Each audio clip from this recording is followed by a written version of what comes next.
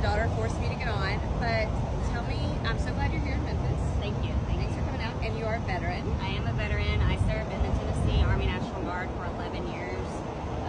And so this is just extremely important to me because, especially as I was a young mother, I had a baby at 16 and then joined the National Guard. So I made a lot of sacrifices to defend the Constitution. And not defending the Constitution is just not something I can do. You know, I had to do something.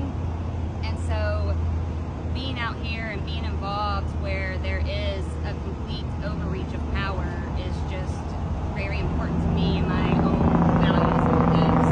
And I want to inspire other people to do the same thing. So y'all are out here by the interstate. That's why it's so loud. And you're here like 24/7. We are here 24/7, and we are not going to leave until the National Guard leaves. Wow, that's that could be a year. That's what Bill Lee said. Or indefinitely, allegedly.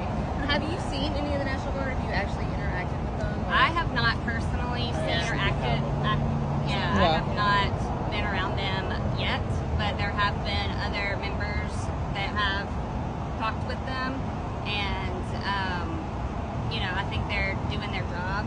They're not here to for any other reason other than their. So, I mean, I what I gathered from your TikTok was you feel like they're not able to speak out about how wrong they feel this is. Yes.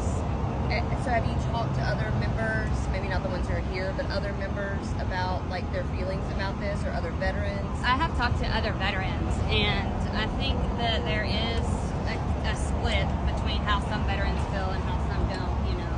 But there are very many veterans that understand that there is a clear distinction between what the National Guard is used for, a state of emergency, and there has not been a state of emergency in this state declared at all by the governor. As far as I'm tracking, that hasn't come down, and you know, taking away resources from when there is a state of emergency is very crucial because Tennessee has a lot of weather events, and we support a lot of weather events, hurricane season and whatnot, you know. And so it seems like the money that they could be investing into the city instead of the National Guard being here would be way more long-term beneficial than just having the Guard here walking around picking up trash and whatnot. Do you feel very strongly that, I mean, I feel the same way too, that this is just such an overreach on the state level and the national level against both our constitutions? Yeah, absolutely. And it's spreading fear throughout the community. The community is in fear, and that's, you know, not fair for people that are vulnerable to this type of situation, and they've never experienced it before, so they feel like they need to maybe hide away in their houses, and they can't like come out and be part of the community because there's military police walking around with, you know, loaded weapons who knows what, you know, what kind of escalation that could eventually lead to.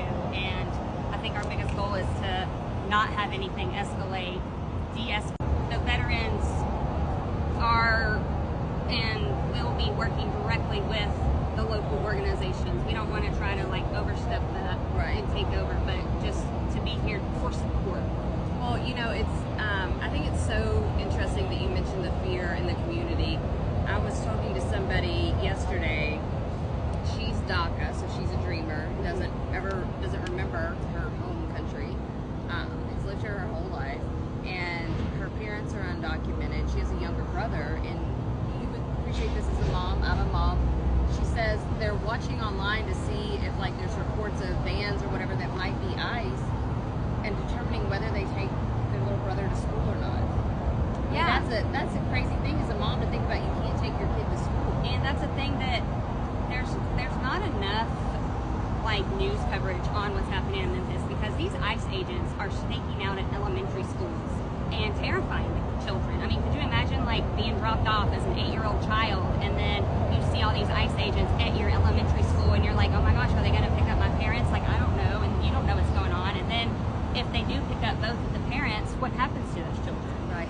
And you know, to make everybody wants safer communities. Right. And we don't want to dismiss the fact that there is high crime in Memphis and in Tennessee in general.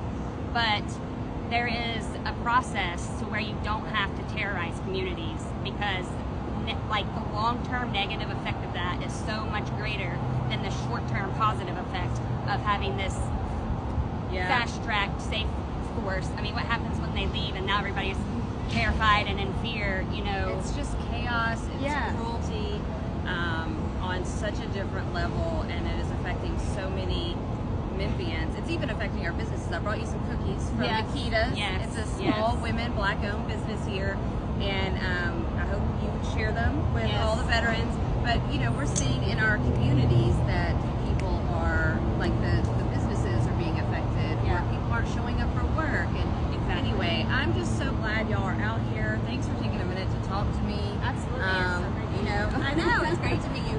But let's stay in touch and let me know how I can continue to support you. Okay? Yeah, absolutely. And same here. You've got my vote. Let me just say that. Thank you. I am excited.